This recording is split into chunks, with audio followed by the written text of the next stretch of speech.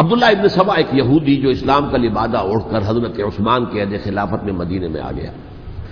آج اہل تشیع میں سے بعض حضرات کہتے ہیں کہ یہ عبداللہ ابن سبا یہ تو افسانوی شخصیت، اس کی حقیقت کوئی تھی ہی نہیں، حالانکہ ان کی اپنی کتاب میں رجال کشی کے اندر اس کا ذکر موجود ہے. اور یہ بھی موجود ہے کہ حضرت علی رضی اللہ تعالیٰ عنہ نے اپنے عہد خلافت میں اسے زندہ جلوایا ہے. اس کی وجہ کیا تھی؟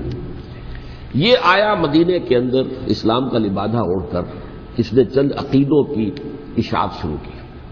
سب سے پہلے حضرت علی تو خدا ہیں، گاڈ انکارنیٹ، اوتار کا تصور، جیسے ہندوؤں میں ہے رام چندر جی خدا کا اوتار، اور عیسائیت میں بھی پہلے گاڈ انکارنیٹ کا تصور تھا کہ حضرت مسیح خدا کا اوتار ہے، انکارنیشن آف گاڈ.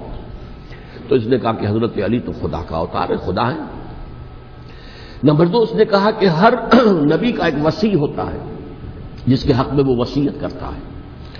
تو حضور صلی اللہ علیہ وسلم کے وصی حضرت علی ہیں، لہذا خلیفہ تو اول روز سے حضرت علی ہیں. حضرت ابو بکر، حضرت عمر، حضرت عثمان یہ تو غاصب ہیں، اور حضرت عثمان کی خلافت تھی اس وقت تو خاص طور پر.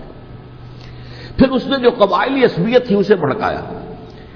پرانی جو عصبیت چل رہی تھی قریش کے اندر، وہ دو گھرانے ایک دوسرے کے مد مقابل تھے. دیکھیے، ایک ہوتا ہے قبیلہ، ایک ہوتا ہے گھرانہ. ہمارے پنجاب میں ایک قبیلہ ہے وٹو قبیلہ، اس کے گھرانے بہت سے، مانے کے، لالے کے، سجے کے، شامت کے، یعنی کوئی لالا تھا ان میں سے بڑا، ان کے بیٹے ہو گئے لالے کے، ان کی اولاد، خاندان یہ کہلاتے ہیں. قبیلہ ایک، یہ وٹو قبیلہ. تو قبیلہ تھا قریش، اس میں گھرانے بہت تھے، بنو ہاشم، بنو امیہ، بنو تیم، بنو عدی، یہ بہت سے گھرانے تھے. تو چوٹی کے دو گھرانے جو تھے وہ بنو ہاشم اور بنو امیہ، ان کے درمیان چپقلش تھی، مقابلہ، مسابقت. اور یہ مسابقت فی الخیر بھی ہوتی تھی. اگر انہوں نے غریبوں کو کھانے کھلائے ہیں تو ہم ان سے بڑھ کر کھلائیں گے، اگر وہ حاجیوں کی خدمت کرتے ہیں تو ہم ان سے بڑھ کر کریں گے. تو ان کے اندر یہ مسابقت فی الخیر بھی تھی، لیکن چپقلش تھی کہ کوئی ہم سے آگے نہ نکل جائے. وہ سمجھتا تھا وہ آگے نہ نکل جائے. اس شخص نے اس پرانی عصبیت کو تازہ کیا کہ حضور تو بنو ہاشم میں سے تھے، لہذا خلافت حق ہے بنو ہاشم کا، یہ غاصب ہے. اس سے پہلے دو خلفاء جو تھے وہ نہ بنو ہاشم سے تھے نہ بنو امیہ سے تھے. حضرت ابو بکر بنو تیم میں سے تھے، چھوٹا قبیلہ تھا.